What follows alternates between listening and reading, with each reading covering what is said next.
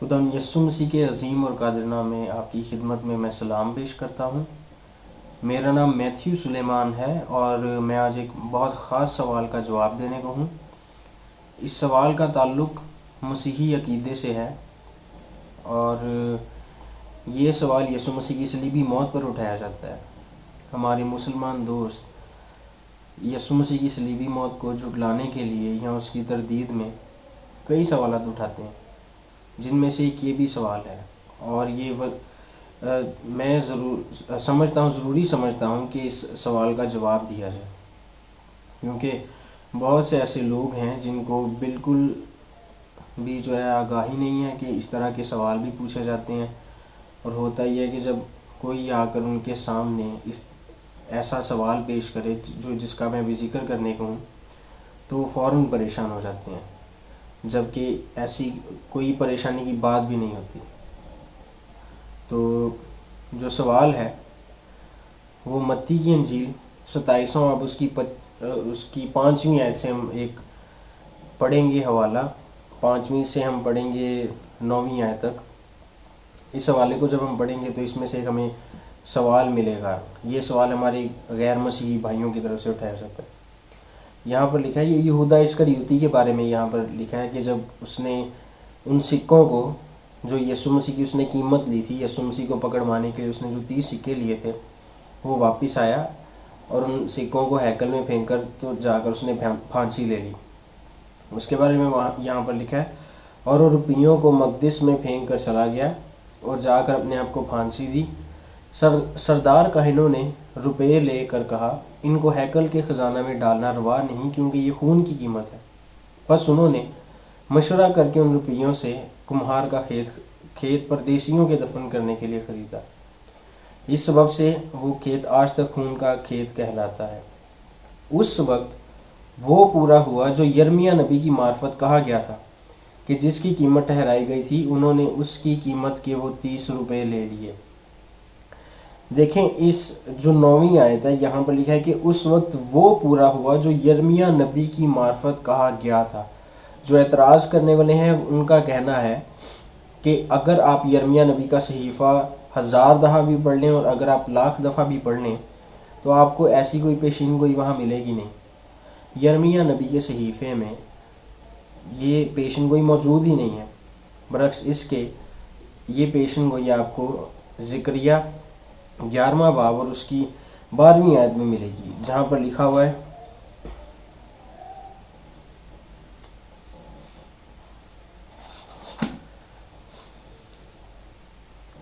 اور میں نے ان سے کہا کہ اگر تمہاری نظر میں ٹھیک ہو تو میری مزدوری مجھے دو، نہیں تو مت دو۔ اور انہوں نے میری مزدوری کے لیے 30 روپے تول کر دیے۔ اور خداوند نے مجھے حکم دیا کہ اسے کمہار کے سامنے پھینک دے، یعنی اس بڑی قیمت کو جو انہوں نے میرے لیے ٹھہرائی۔ اور میں نے یہ 30 روپے لے کر خداوند کے گھر میں کمہار کے سامنے پھینک دیے۔ لہٰذا نقاد جو ہیں ان کا یہ کہنا ہے کہ یہ مس ایٹریبیوشن جو ہے، کہ اسے مس ایٹریبیوٹ کیا گیا ہے اس بات کو۔ یرمیاہ نبی نے یہ بات کہی نہیں، اس کے صحیفے میں موجود ہے نہیں ہے، جبکہ اس واقعے کے پورے ہونے کے آگے یہ لکھا ہے کہ جیسا یرمیاہ نبی کی معرفت کہا گیا، اور یرمیاہ نبی نے ایسی کوئی بات نہ تو کہی نہ لکھی گئی اس کے صحیفے میں، بلکہ ہمیں زکریا نبی کے صحیفے میں بات ملتی ہے۔ دوسرے لفظوں میں، کیونکہ متی کی انجیل میں نام غلط لکھا گیا ہے، غلط آدمی سے اس پیشین گوئی کو منسوب کیا گیا، اس لیے متی کی انجیل ریلائبل نہیں ہے۔ اس کے پیچھے وہ کئی وجوہات بیان کرتے ہیں، جی رول کچھ سے غلطی ہو سکتی ہے، لیکن کیونکہ نعوذ باللہ رول کچھ خدا کا روح ہے اس لیے وہ غلطی نہیں کر سکتا، یا پھر متی رسول سے غلطی ہو سکتی ہے، لیکن نعوذ باللہ وہ تو رسولوں میں سے ایک تھے نا، ایک نبی کے شاگرد تھے، تو ان سے بھی نہیں غلطی ہو سکتی۔ اور پھر اسی طرح کے بہانے بنا کر آخر میں خود ہی جواب دے دیتے ہیں، اور جواب ان کا یہ ہوتا ہے، جی یہ انجیل جو ہے نہ تو یہ رول کچھ کی تحریک میں لکھی گیا ہے اور نہ ہی یہ متی رسول نے لکھی ہے، کیونکہ اگر یہ رول کچھ کی تحریک میں متی رسول نے لکھی ہوتی تو اس میں یہ سوال ہوتا ہی نہ، یہ ایرر نہ ہوتا، یہ غلطی نہ ہوتی۔ تو خیر اور پھر اسی طرح سے وہ یہ بھی ایک تو وہ بائبل کی صداقت پر سوالیہ نشان بنا دیتے ہیں، اور ساتھ ہی میں ایک اور کام یہ کرتے ہیں کہ ایک اور بہانہ ڈھونڈ لیتے ہیں یسوع مسیح کی صلیبی موت کو جھٹلانے کے لیے۔ یہ کوئی پریشانی والی بات نہیں ہے، کوئی ایسا مسئلہ نہیں ہے کہ جو پہاڑ کی مانند ہو جسے ہمارے بس میں نہیں کہ ہم ہٹا نہ سکیں۔ اور ویسے تو ہمارے لیے پہاڑوں کو ہٹانا بھی کوئی بڑی بات نہیں۔ یسوع مسیح نے کہا تھا اگر تمہیں رائی کے دانے کے برابر بھی ایمان ہو تو تم پہاڑ سے بھی کہو تو وہ سمندر میں جا گرے۔ لیکن پھر بھی اگر ہم اس سوال کو دیکھیں تو اس کا جواب بہت آسان ہے۔ دیکھیں اس بات کو سمجھنے کے لیے آپ کو یہودی طرز تحریر سے واقف ہونا پڑے گا۔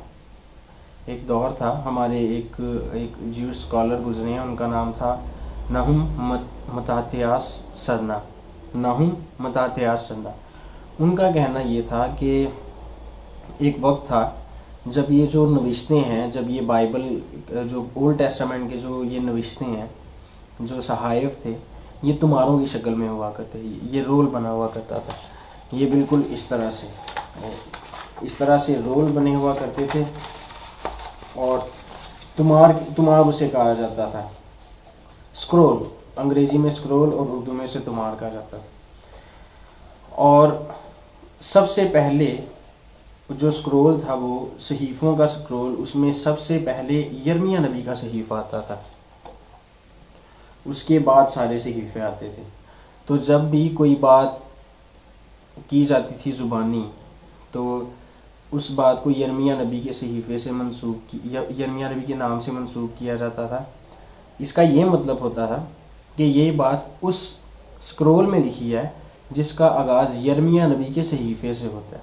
یہ ان کا انداز تھا، اور اسی لیے جب متی رسول نے بات کی ہے تو یہ انہوں نے یہودی طرز تحریر کے مطابق کی ہے، اس دور کے مطابق کی ہے، اور وہ اس بات سے بخوبی بھی واقف تھے کہ یہودیوں کا یہ انداز ہے۔ دیکھیں جنہیں اعتراض، اگر تو یہ واقعی یہ بات جو ہے قابل اعتراض ہوتی ہے نا، تو سب سے پہلے تو انہیں اعتراض کرنا چاہیے تھا جن کا اعتراض بنتا تھا، یعنی یہودیوں کا، انہیں سب سے پہلے اعتراض کرنا چاہیے تھا۔ لیکن انہوں نے اعتراض نہیں کیا، کیونکہ انہیں پتہ تھا، اس بات کا انہیں پتہ ہے کہ ایک وقت تھا جب ان کے ہاں اس طرح سے جو تحریر نوشتوں کو جو کیا اسکرولز بنائے جاتے تھے، اس کو اسی طرز میں جو ہے اسکرول بنائے جاتے تھے، اور کسی روایت کو بیان کرنے کے لیے اسی طرح سے جو ایک تمہار کی پہلی کتاب ہوتی تھی اس کا نام لے دیا جاتا تھا، وہ کیونکہ پورے تمہار کی نمائندگی کرتی تھی وہ کتاب۔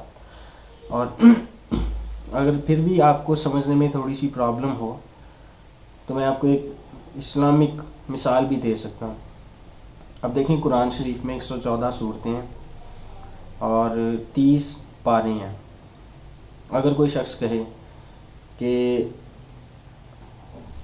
جی قرآن شریف کا جو دوسرا پارہ ہے اس میں لکھا ہوا ہے کہ اہل کتاب کا کھانا، مسلمانوں کا کھانا اہل کتاب پر جائز ہے اور اہل کتاب کا کھانا مسلمانوں پر جائز ہے، اور میں اٹھ کر کہہ دوں کہ بھائی آپ تو غلط کہہ رہے ہو، وہ تو سورہ مائدہ 5ویں سورہ اس کی 5ویں آیت میں لکھا ہے۔ تو اس صورت میں نہ تو وہ غلط کہہ رہا ہے نہ میں کہہ رہا ہوں۔ معاملہ دراصل یہاں پر یہ ہے کہ اس نے اس پارے کا نمبر بتا دیا ہے جس پارے میں 5ویں سورت آتی ہے، میں نے ایگزیکٹ آپ کو اس کا حوالہ بتا دیا ہے، سورت کا نمبر بتا دیا ہے، آیت کا نمبر بھی بتا دیا، تو فرق صرف اتنا ہے۔ جو دوسرا پارہ ہے وہ نمائندگی کرتا ہے ان تمام صورتوں کی جو اس میں آتی ہیں۔ اسی طرح سے یرمیہ نبی کا جو صحیفہ ہے وہ بھی جس تمہار میں تھا وہ اس میں آنے والے سارے صحیفوں کی نمائندگی کرتا تھا۔ تو آپ کو ایسی ہی مثال اسلام میں بھی مل گئی، اور آپ کے سمجھنے میں امید کرتا ہوں کہ وہ آسانی ہوگی۔